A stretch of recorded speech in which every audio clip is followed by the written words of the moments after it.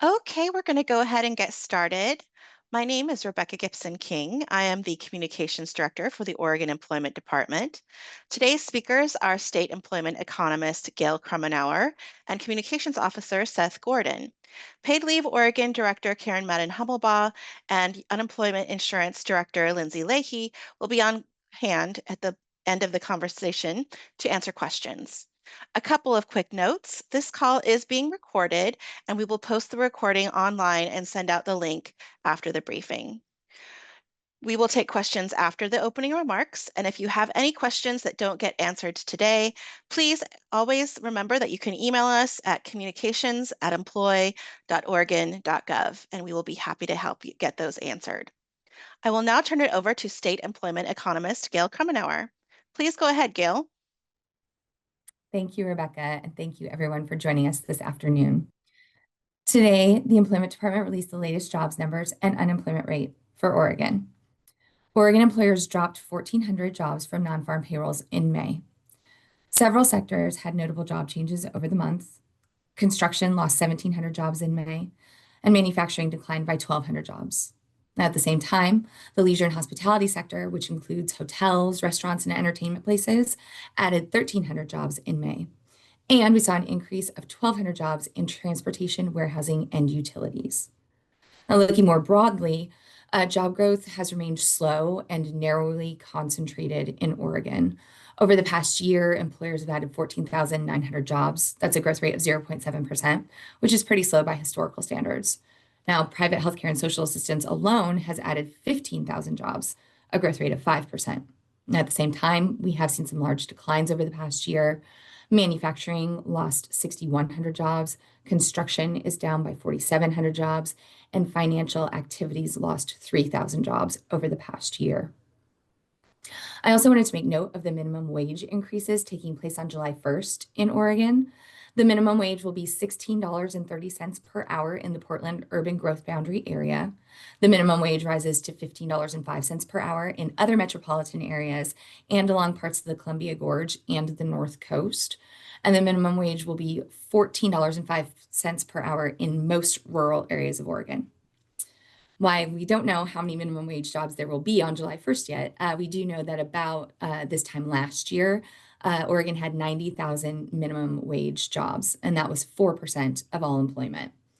Over the past 3 years, even with annual increases in the minimum wage and ongoing job growth, the number and share of minimum wage jobs has stayed steady. So that means even though the minimum wage has risen the past couple of years, employers generally still need to offer starting wages and pay rates above those minimums to attract and retain workers. For example, the average starting wage for all private sector jobs in Oregon was $25.37 per hour in 2024. Now, leisure and hospitality had the lowest average starting wage offered for job openings last year at $17.11 per hour. Now, even that was well above the highest new minimum wage taking effect next month. With that, I'll turn it over to Seth Gordon, our communications officer, for more comments. Thank you. Thank you, Gail. As part of the Employment Department's commitment to transparency and accountability, we have launched a new data dashboard to track customer service performance, and we'll take a quick tour. The dashboard can be reached from the OED homepage at employment.oregon.gov by clicking the Information Dashboard link in the Public Engagement menu. The monthly performance dashboard tracks the unemployment insurance, Paid Leave Oregon, and contributions and recovery divisions in several key customer service measures. The measures are listed on the left, including the agency's goal for each. They encompass our phone, web messaging, and live chat channels, as well as 2 claims-based measures for unemployment insurance and Paid Leave Oregon. Unlike our original information dashboard, which is static, the new dashboard provides a more interactive experience. For example, you can hover over any performance measure to see data for the past 6 months in a tooltip display.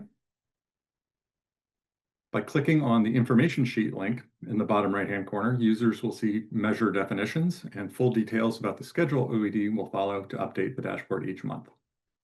From this information sheet screen, visitors can also click the Download Historical Data link to view or download a table of data going back as far as March 2024.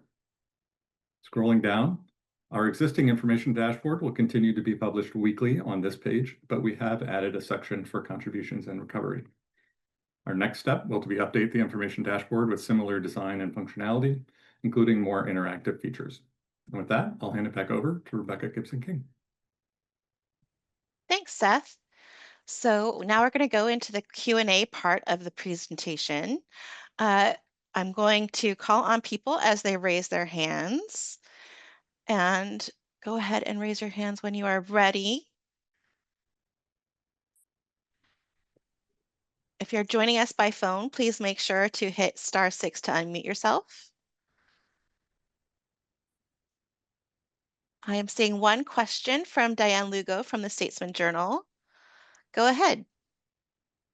Hi there. Yeah, Diane with the Statesman Journal here. I'm just kind of curious, taking a look at that dashboard. Can you talk a little bit more about kind of the ongoing methods you guys are doing to kind of meet those 80% goals of towards customer service, whether there's kind of been additional staff or just some of the work that's been going on behind the scenes? I think this one's for you, Lindsay. Absolutely. Thanks for the question, Diane. So, as you know, or you might know, we've shared before, unemployment insurance has been historically underfunded from the federal government. And so, fortunately, we don't have funding to hire new staff. So what we are doing is really looking at overall the workload that we have and making sure to focus in on the highest customer service impact. So making sure that we get benefits out as quickly as possible, resolving claim issues as much as possible, and sort of shifting staffing around and, trying new things to try to get to more calls, try to get to answering more live chats and also responding to web messages as quickly as possible. We are excited that Senate Bill 143 passed yesterday, which is regarding our Supplemental Employment Department Administrative Fund, or CDAF. And so what that will do is allow us to remain whole. So we were looking at potential, because of that underfunding, we were looking at possibly layoffs and possible office closures. And so that CDAF package will allow us to sort of maintain the momentum that we've been able to have over the last few months.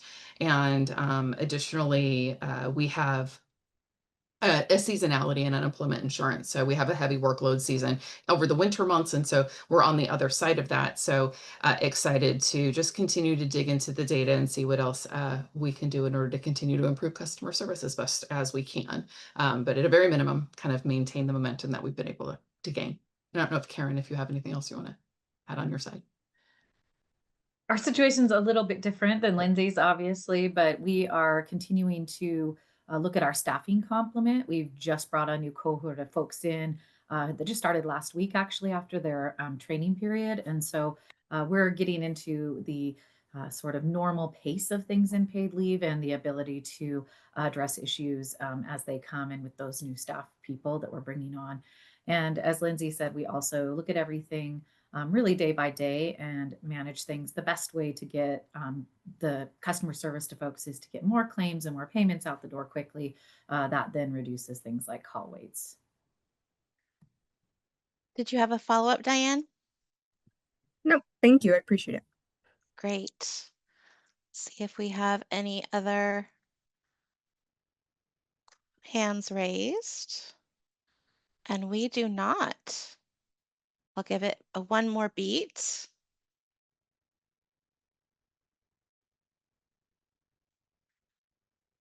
Okay, we'll bring it to a close. Thank you for joining us today. As a reminder, this call was recorded and we will send out the link to reporters who RSVP'd. We will also post it on the media page at employee.oregon.gov under engagement.